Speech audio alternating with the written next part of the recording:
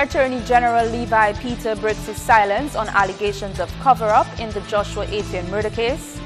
The PSU about to embark on fresh salary negotiations with government, and the National Laboratory Policy and Regulatory Framework for Dominica. I am Lurian Graham with the Channel 5 News. Details coming up. We mixing white dog with anything. Only white dog. White dog with anything. Only white dog can beat it. It's calling. I'm eating. It's calling. Only white dog can beat it. It's calling. I'm eating. White Oak. When it pours, you reign. Fresher foods? Bold flavors? More time. Get it all with appliances from Quartz. Purchase any appliance $999 and over. You can be a weekly winner of $200 cash. Plus, purchase any Mabe appliance and win $11,000 in prizes of your choice. Shop with Quartz Ready Finance and pay absolutely nothing for 60 days. So find the solutions for your kitchen and laundry only at Quartz, bringing value home.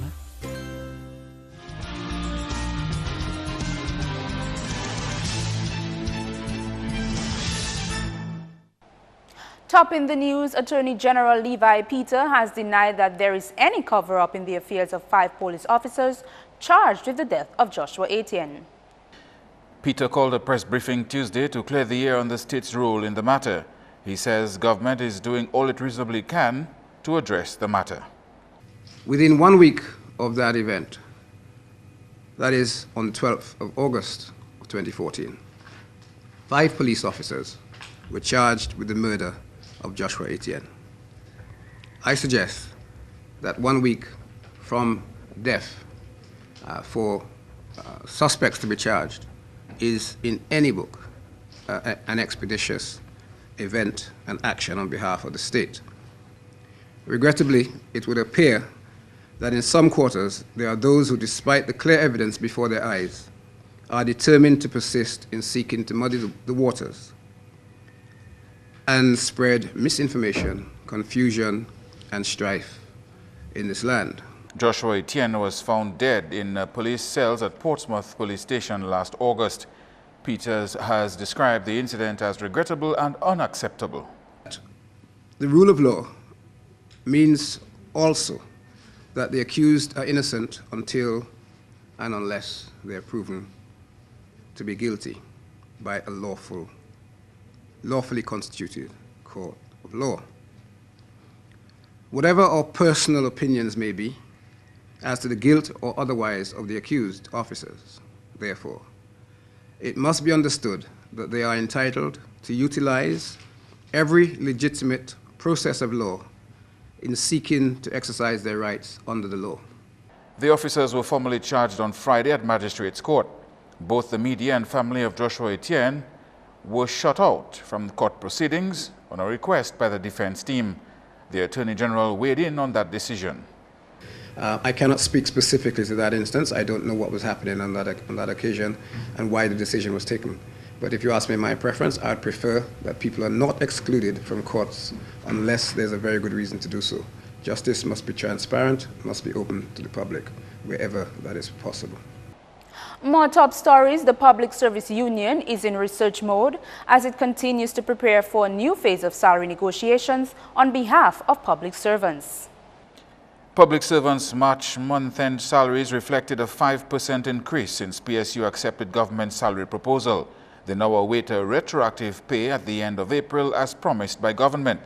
June will mark the start of salary negotiations between trade unions and the government negotiating team for the 2015-2018 triennium. We will be negotiating for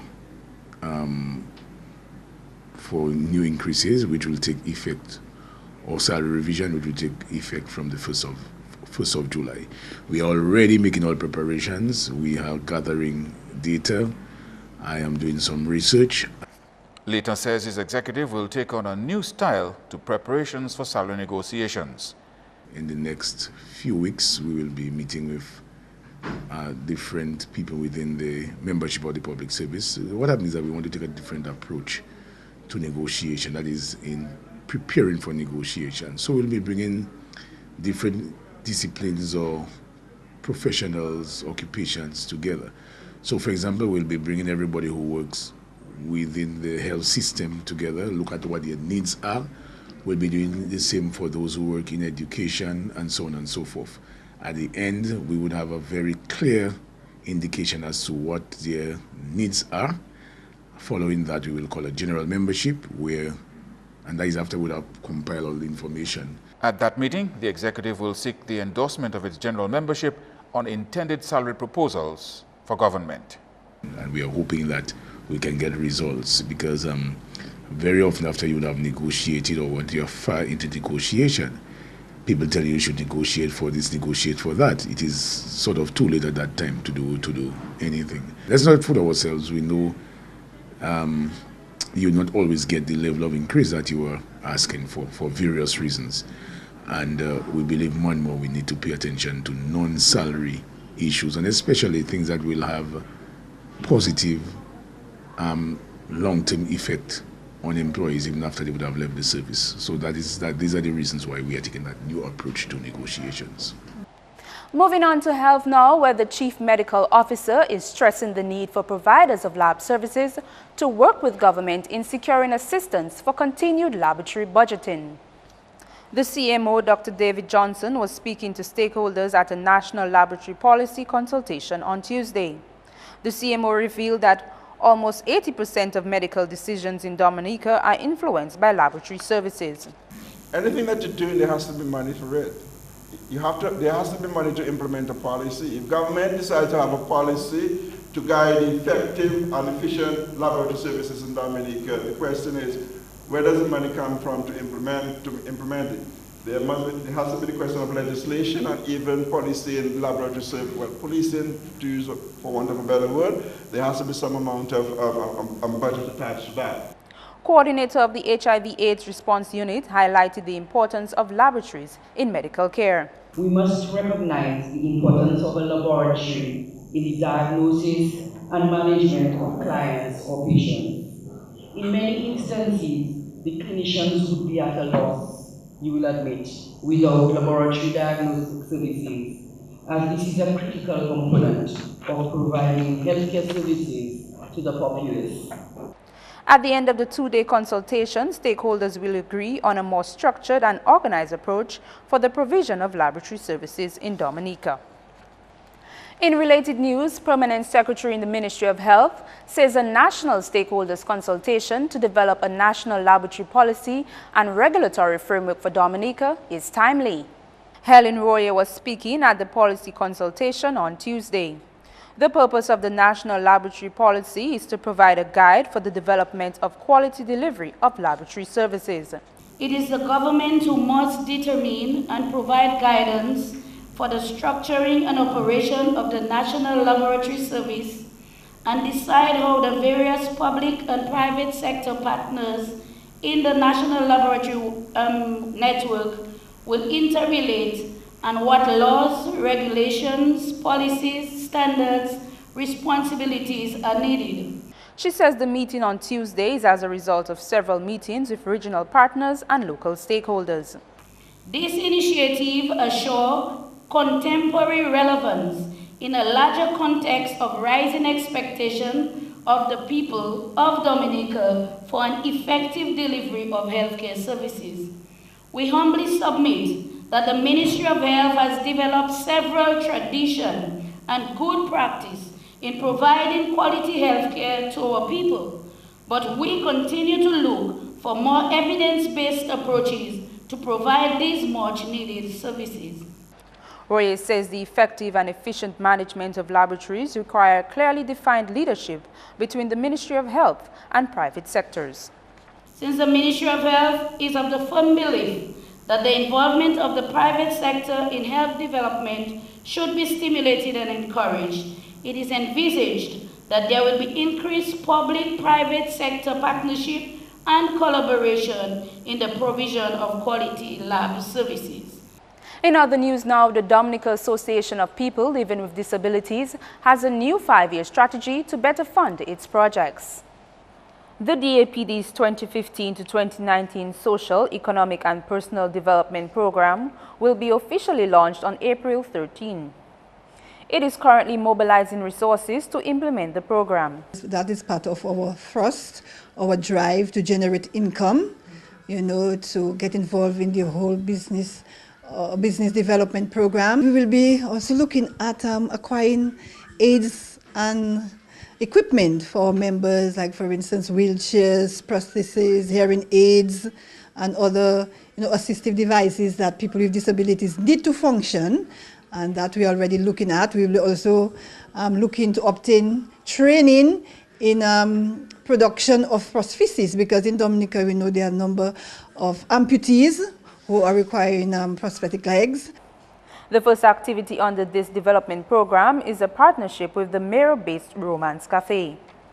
The business will raise funds for the DAPD for the next 5 years, with the staging of its Easter Reggae on the Beach at Mero. The first such event is carried for Easter Sunday. 2 years ago, I met Mark. Mark is an amputee from France, and he arrived with his boat on Mero Beach. And he bought a land in Mero, and we get to chat and to share what his life is, what my life is. And after that, 2 months ago he arrived, and he's on the way to make a new film, which is the Additional Life. So that means a film on his life in Dominica, building his house as amputee. And that rang a bell to me. And I said, but I have a cafe on the beach, and no person with disability, wheelchair, or any other disability, or friendly welcome on the beach. I should do something. Ms. Hua linked her French counterpart, Makeli, with the DAPD to create more opportunities to seek mobility equipment for physically challenged people here. I talked with her and I told her when I go to do my prosthesist, all the time when they change my leg, they take it and they throw it away. But my leg is still good, But each 5 years they change our legs. That's France. So there are so many legs everywhere and arms and stuff like that. I say, but we cannot throw it away. So I decided, I talked with Fred how to collect them and send them in Dominica, and to make a link for free, for sure. This is free. This is not for money, so I can collect that in France, and after I want to send it in Dominica. But first I need to know what are the needs, all that stuff. Yeah. This is Channel 5 News. Coming up, Dominica leads in international health regulations. More on that when we return.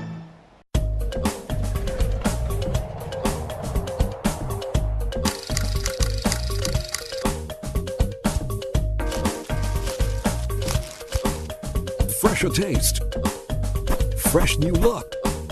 Also available in original, wheat, brand oat, and multigrain. Trix makes it better.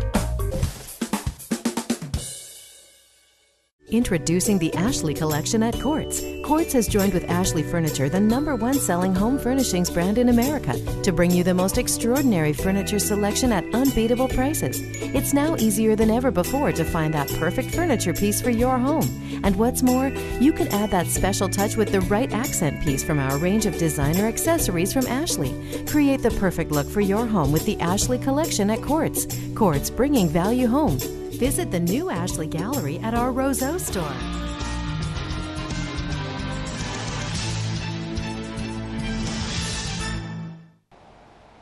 Thanks for staying with us.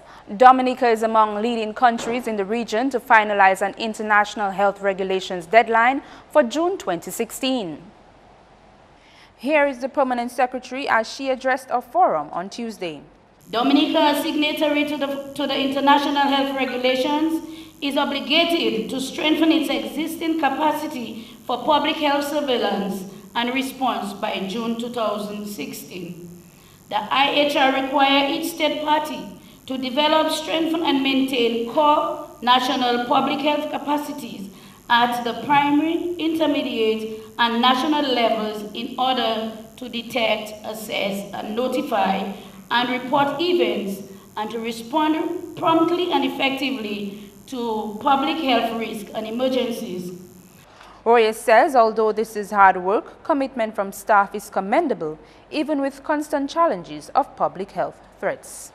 Laboratories are often the first sites for detection of disease outbreaks and also serve as a major source for health information. They produce critical and relevant information for patient care and treatment, epidemiology, and surveillance.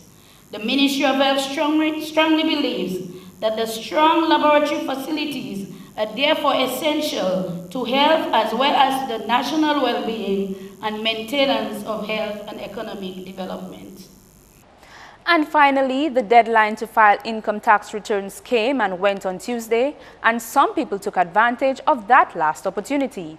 But a number of workers did not have to file tax returns this year. Julian Morris explains. That's directly related to a decision announced by Prime Minister and the Minister for Finance Roosevelt Skerrit in the 2014-2015 national budget when he increased the non-taxable income allowance. That meant an additional 1,508 people would no longer have to pay income tax. The Prime Minister said reducing personal income tax was the best way to bring direct relief to citizens, giving each employee more money in their pocket. As of January 1st this year, the non-taxable allowance increased from $20,000 per annum to $25,000 per annum. Anyone earning $25,000 and less a year or $2,083 or less per month would not pay personal income tax. Individuals earning $2,500 a month would see a reduction from $125 a month to $62.50 a month. A person earning $3,500 per month would normally pay $291.67 a month, would now pay $212.50 per month. The public officer who earns $2,500 per month would now have the value of a 3% salary increase. For the officer who earns $6,000 per month, he would realize a 2% salary increase. This measure is intended to help families meet their needs, and it would cost the state $5.3 million. The Prime Minister also called on those who owe the state to pay up. That's news. Up next, your sporting highlights.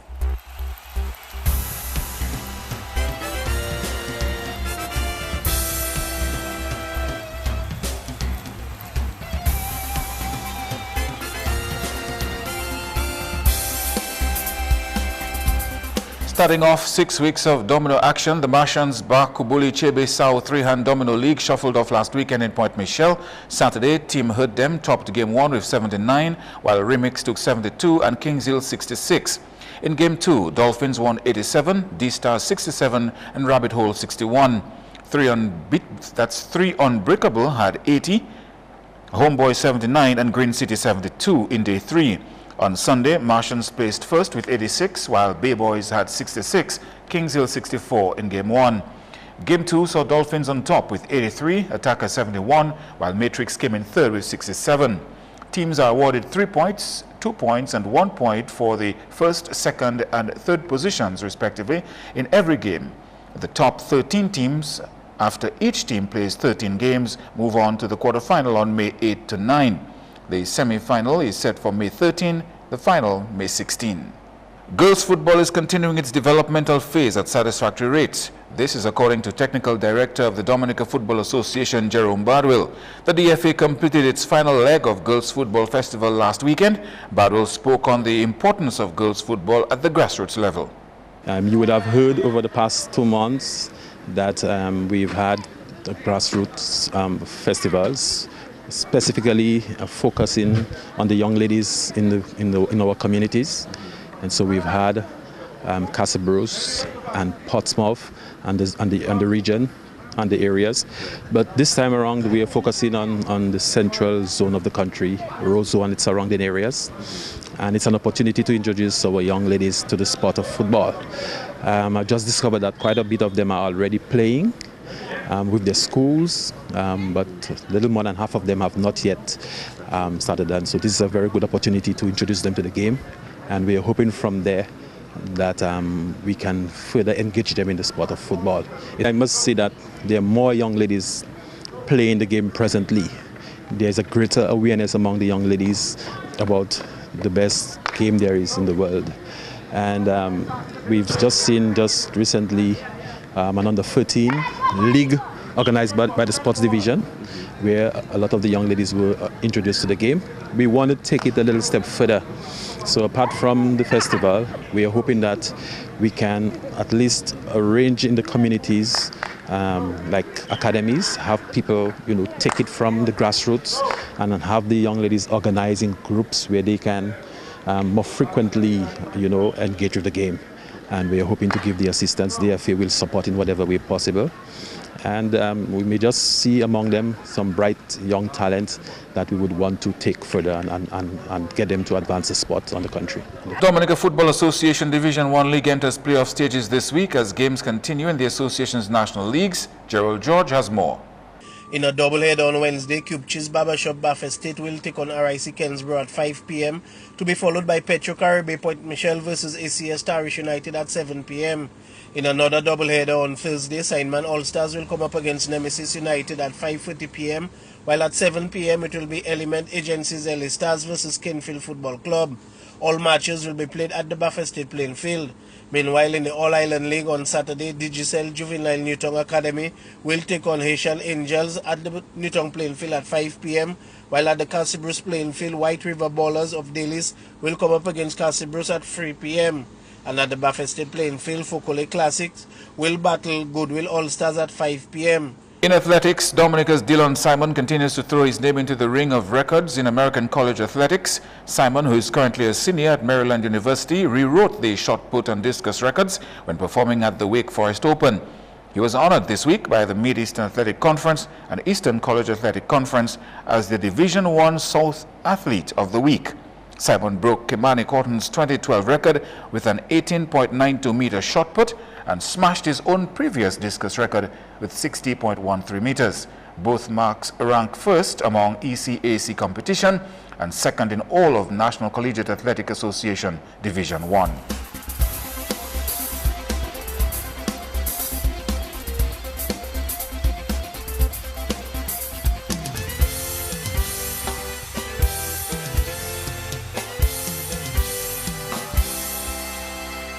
Your weather report is next. Good evening, viewers, and welcome to tonight's weather broadcast. I am your presenter, Vernie Master Honoré. Earlier satellite imagery showed some low-level clouds moved across the Lesser Antilles today, resulting in occasional cloudiness across Dominica. Also, a frontal boundary was observed just north of the Greater Antilles.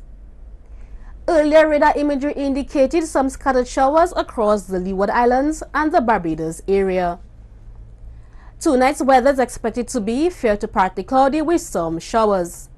And tomorrow, the weather is expected to be partly cloudy with some scattered showers. Marine conditions tomorrow, moderate in open water with waves up to 7 feet. And looking ahead, the high pressure system is expected to continue to be the dominant feature over the next 3 days. As a result, fair to partly cloudy skies with some scattered showers can be expected on the island. And across the region tomorrow, increased cloudiness with scattered showers can be expected across the Leeward Islands, while fair to partly cloudy skies with some showers can be expected across the central and southern portions of the chain. And on the international scene tomorrow, improved conditions with clear skies can be expected in New York, clear skies will be maintained in Miami, partly cloudy skies can be expected in London and Caracas, and rain in Beijing. The sun will rise tomorrow at 6:01 a.m. and will set at 6:18 p.m. For further information, visit our website at weather.gov.dm or call the weather hotline at 447-5555. Thank you for joining us this evening. Have a good night.